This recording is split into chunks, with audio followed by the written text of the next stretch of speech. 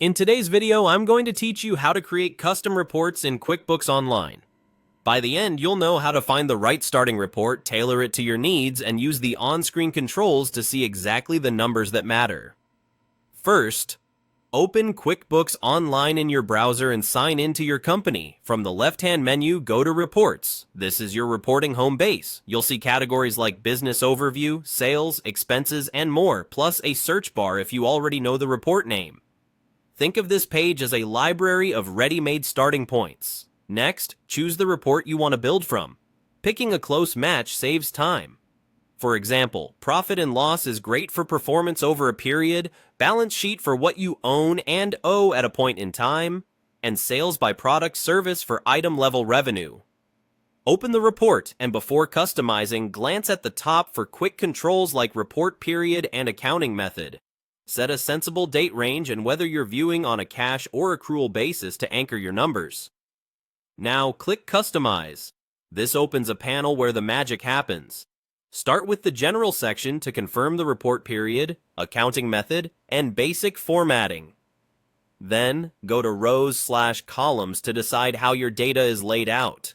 You can group by customer, vendor, account, or other dimensions and choose which columns to display. At the top of many reports, you'll also see columns you can toggle or drop downs to switch views, like showing columns by month, quarter, or customer. Use these upper controls to quickly pivot your perspective without hunting through menus. Head into Filters to narrow the results.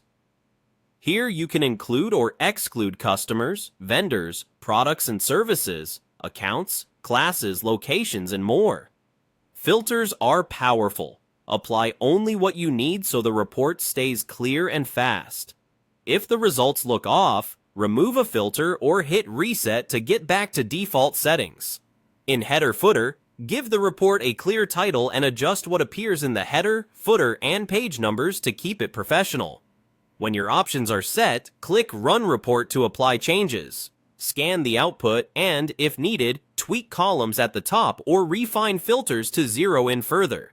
A helpful tip, keep one variable changing at a time, date, grouping, or filter, so you can see exactly what each adjustment does.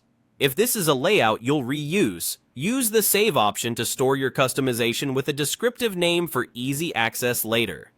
That's it. Open QuickBooks, go to Reports, select a starting report, and use Customize along with the upper columns and controls to shape it to your needs.